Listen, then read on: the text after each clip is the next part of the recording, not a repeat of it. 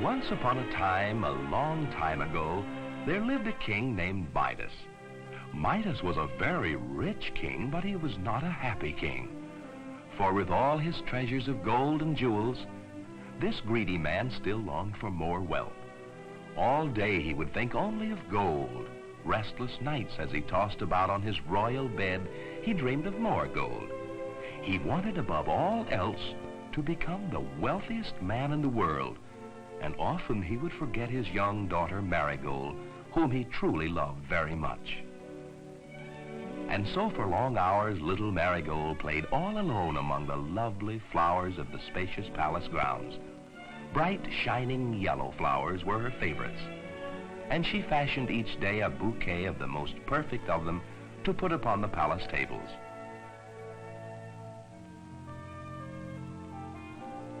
The choicest flower of the lot was always shared with her father. But greedy King Midas only sighed and thought, if only these flowers were real gold instead of merely golden color, then they would truly be worth the having.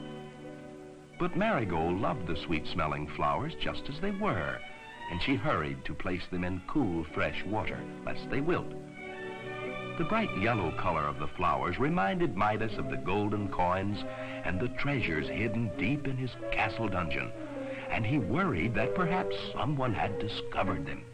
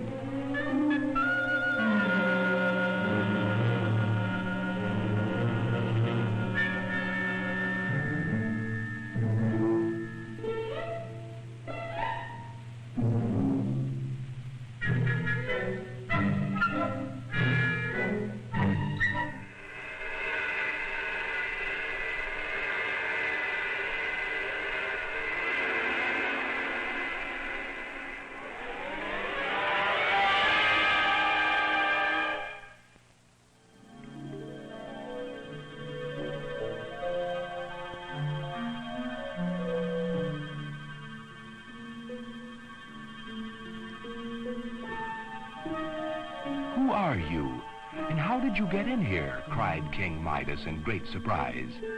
"It is of no matter," said the stranger. "But why are you not happy, King Midas? You have more golden treasures and more golden coins than you can possibly count in a day. Just what is it that will bring you contentment?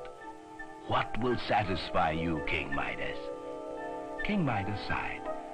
"I have long dreamed of becoming the richest man in the world. I have only one wish. I wish that everything I touch would turn to gold. Then I could be truly happy." "Very well, then," the stranger said. "I will grant your wish. Tomorrow morning at early sunrise, you shall have what you desire. You shall have the golden touch. Use it wisely, King Midas. And now, farewell."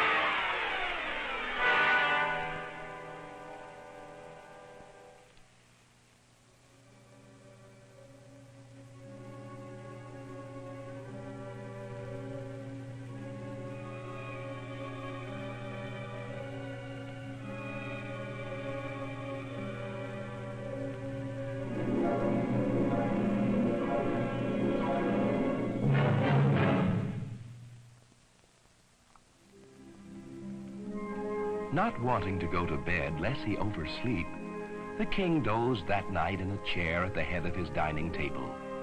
At dawn, the golden rays of sunlight pierced the palace windows. King Midas awoke at once, eager to tell her of his promised golden touch.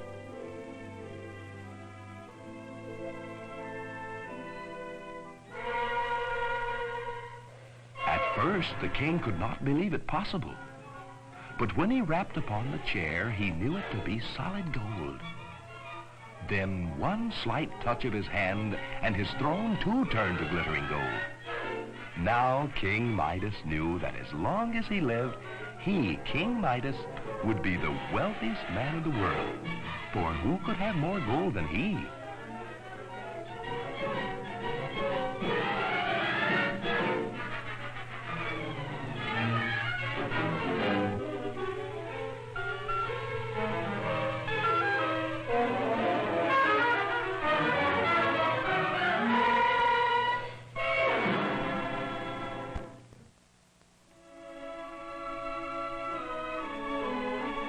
The golden touch made King Midas very happy. But as he sat down to eat breakfast, Marigold came in from the garden with an armful of golden flowers. "Look, Father," she said sadly, "what has happened to them? They are hard and ugly and have no fragrance at all."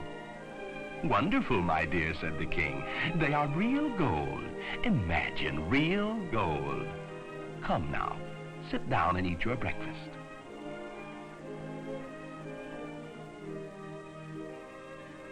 King Midas was very hungry, but as he reached for an egg, it turned to gold at his touch.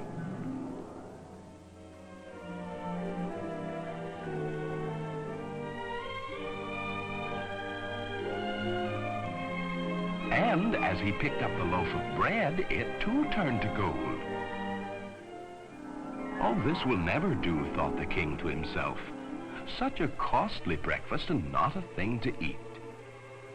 He was angry with himself for ever having wished for the golden touch, and he was angry at the stranger for having granted his wish. It saddened Marigold to see her father so. She wanted to comfort him. But when the old king touched her arm, poor little Marigold became a statue of rigid gold. King Midas, surrounded by all his golden treasures, now knew how all alone he was. Through his sobs, he heard the voice of the stranger. "Well, my friend, so you have made a discovery." Midas wept, for through his own greediness, he had lost the one thing he truly... "Which would you rather have, Midas? The precious golden touch or a glass of cool water?" "A glass of cool water," cried Midas. "The golden touch or a crust of bread?" said the stranger. "A crust of bread," answered Midas eagerly.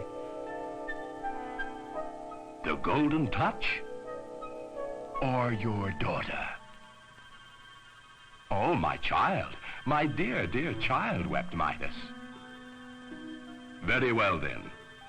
If you wish to be relieved of the golden touch, wash your hands in the water of the river outside your garden.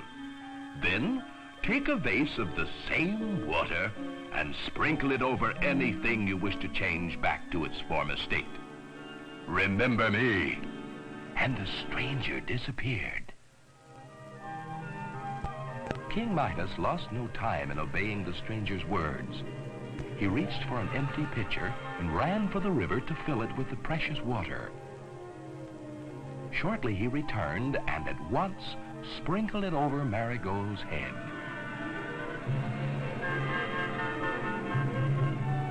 Soon all traces of the golden touch were gone, and he began to hate the sight of anything made of gold. The only gold that he did enjoy was the gold in his little daughter's hair. And so we are told, they lived happily ever after.